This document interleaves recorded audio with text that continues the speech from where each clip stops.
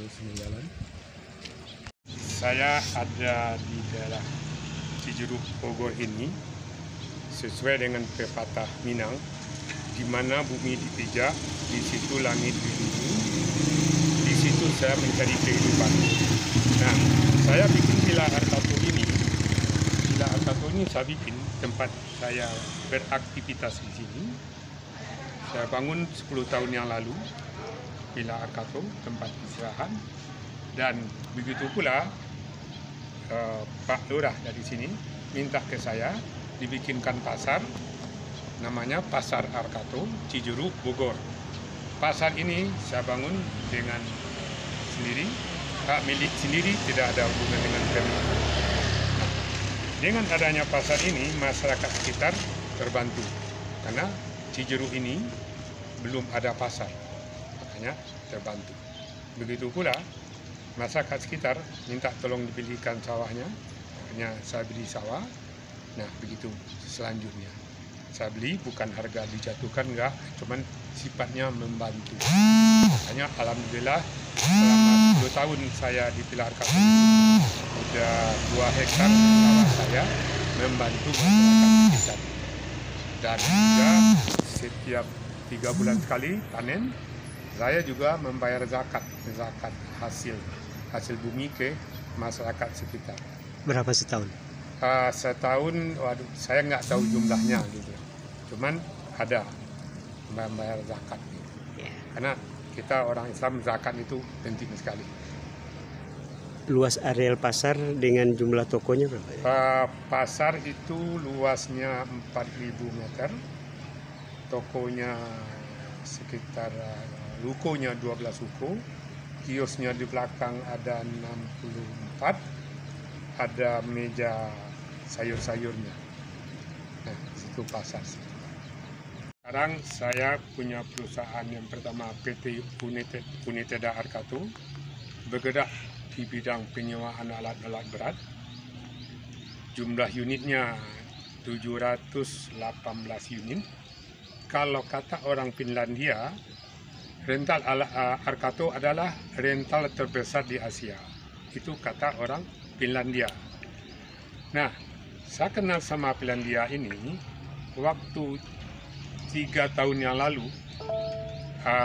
dapat undangan dari kedutaan Inggris di Jakarta, yang ternyata yang mengundang itu sponsornya adalah orang Finlandia. Orang saya 2 orang, duduk sama orang Finlandia 6 orang, satu meja. Nah, Finlandia ini menawarkan ke saya untuk dealer alat-alat berat forestry merek Kesla. Nah, itulah yang kedua perusahaan saya. Perusahaan yang ketiga adalah PT Arkadaya. Itu kontraktor yang berhubungan dengan tanah. Nah, karena saya punya alat-alat berat, kontraktornya langsung golongan B. Makanya sekarang ada tambang, proyek saya ada tambang emas di Padang Simpuan, habis itu di Banyuwangi, habis itu tambang tembaga di Pelotar, terus di Konawe, tambang nikel di Konawe, habis itu sekarang terakhir tambang emas di Gorontalo, itu Arkadaya, PT Arkadaya yang bergerak di bidang kontraktor. Ketiga. Yang keempat, karena saya dealernya alat-alat berat forestry, harvesting, maka saya bikin lagi satu perusahaan lagi namanya PT United Arkato Harvesting. Jadi bergeraknya di bidang pengupasan kayu. Itu ada di RAPP di Pekanbaru. Yang kelima adalah Raja Wali, Arkato Raja Wali, yang batu balok di Banten. Jadi batu balok 1 meter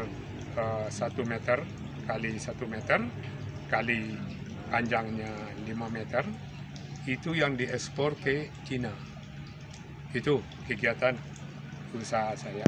Nah, kalau menanya ke saya, dari mana keberhasilan saya itu adalah karena penderitaan waktu kecil yang mengajarkan saya berpikir kreatif dan hemat dalam hidup, disiplin dalam hidup, dan pesan dari orang tua saya yang tidak bisa saya lupakan. Dan semua keberhasilan ini adalah karena didikan dari orang tua dan pesan dari orang tua saya sebelum bapak saya meninggal. Yang pertama pesannya adalah untuk merubah nasib harus sekolah. Yang kedua, tidak ada yang tidak bisa, harus bisa. Apapun dikerjakan harus bisa, asal pekerjaan itu yang halal. Jadi kesimpulan, jangan menyerah pada tantangan dan kesulitan. Yang keempat, pesan dari orang tua saya adalah agama dipegang erat-erat. Karena agama Islam itu adalah hidup kita di rel. Jangan jatuh dari rel, jangan lepas dari rel. Ikutin rel pendidikan agama. Insya Allah kita akan berhasil. Nyatanya, alhamdulillah, sekarang saya umur udah 71 tahun, badan masih sehat, masih oke, karena disiplin hidup. Tidak merokok, minum air putih sering, olahraga. Sekian, terima kasih. Taman STM tahun 1971 saya merantau ke Jakarta dengan modal jual sapi 1 ekor. Sampai di Jakarta, karena saya tidak punya saudara, menginap di masjid di Jalan Pramuka. Habis itu, besoknya saya melamar kerja, dapat di sebelah masjid itu ada bengkel Asia namanya. Di bengkel Asia itulah saya jadi pembantu montir, merangkap satpam di situ. Saya dibikinkan tempat tidur di atas pakai kelambu gantung. Di situ ada sekitar 3 bulan saya bekerja. Sesudah 3 bulan saya melamar di PT Pos Indonesian Plan Hire. Nah, saya dites semikian rupa begitu, akhirnya disekolahkan ke Trakindo. Nah, di Trakindo itulah saya mengenal alat-alat berat yang sampai sekarang masih bekerja di alat-alat berat. Keahlian saya memang di alat-alat berat sampai berlanjut terus. Nah, saya lahir 1951 di Lubuk Basum, Kabupaten Agam, Sumatera Barat. Waktu umur saya 1 tahun, bapak saya meninggal dan saya jadi yatim. Bapak saya mantri di rumah sakit Padang, ditugaskan ke Sasak untuk mengobatin penyakit cacar di sana.